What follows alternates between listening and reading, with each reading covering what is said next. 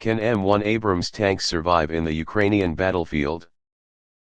After the news that the main battle tanks, MBT, M1 Abrams and Leopard 2 will soon appear in Ukraine, military experts are doubting the survivability of modern American MBT lines and the West against the thick and modern anti-tank firepower in the eastern battlefield.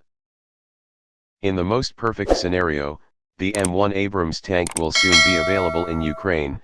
It also has to face a series of modern Russian anti-tank weapons capable of neutralizing or destroying modern MBT lines. After only one shot hit the target. Night without shield. Before assessing the survivability of the M1 Abrams tank on the Ukrainian battlefield, we need to understand the US MBT line, which is a product developed according to Cold War thinking as a tank fighter in the formation. Armor of total war. Because of this design thinking, the M1 Abrams is reinforced mainly in the front hemisphere, where anti-tank fire is the most dense, and cut on the sides and rear of the vehicle to optimize weight. This design thinking is also applied on many famous MBT lines such as the German Leopard 2, the British Challenger 2 or the Soviet T-80. With this mindset, the M1 Abrams tank will be very strong when fighting in a formation with a clear front line. The reinforced front hemisphere helps the vehicle survive well against a variety of anti-tank fire.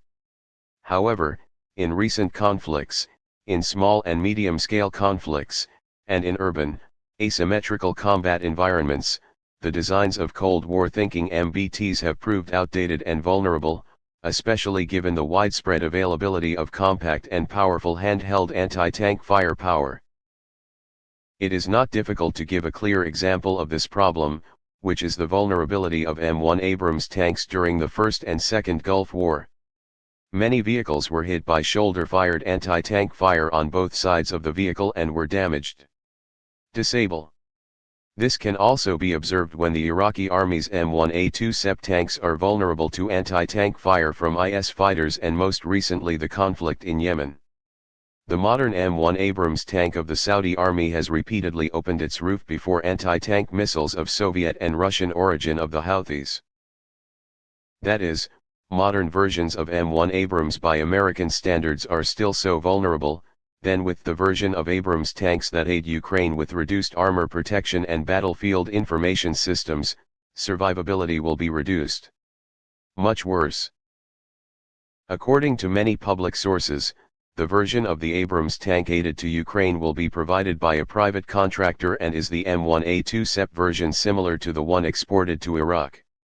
Commenting on the Abrams tank version that will be aided to Ukraine, Reserve Colonel Yuri Chmudin, president of the association Russian officers assessed, Kiev will be provided with a downgraded version of the M1 Abrams tank. No shield made of uranium alloy and modern communication system. The US side is concerned that these technologies could fall into the hands of the Russian military on the battlefield. The danger of being shot down before reaching the firing line. Before the news that Ukraine would soon receive M1 Abrams tanks, Kremlin spokesman Dmitry Peskov warned that American and Western tanks would be burned, similar to previous NATO aid weapons. And Mr. Dmitry Peskov completely has grounds to prove his statement.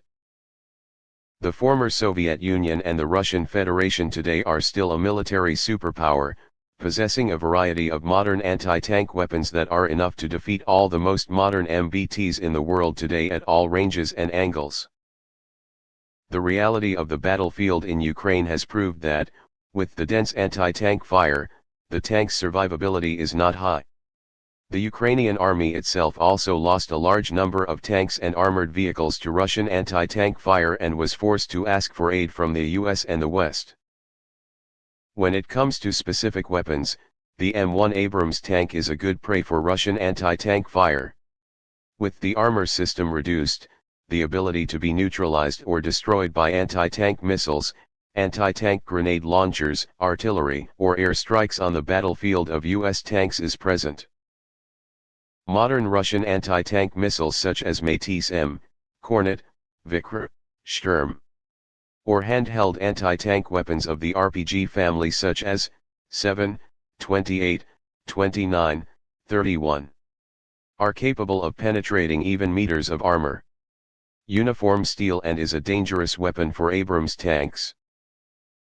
With the Russian army gaining air superiority, when at long range, the M1 Abrams tank will face accurate artillery fire with Krasnopol-guided ammunition or Su-25 tank hunting attack aircraft, helicopters.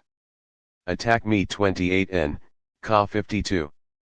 At medium range, 5 to 7 kilometers, will be Kornetem, Sturm precision anti-tank missiles, while at close range, 5 to 2 kilometers, will be a series of handheld anti-tank weapons and firepower.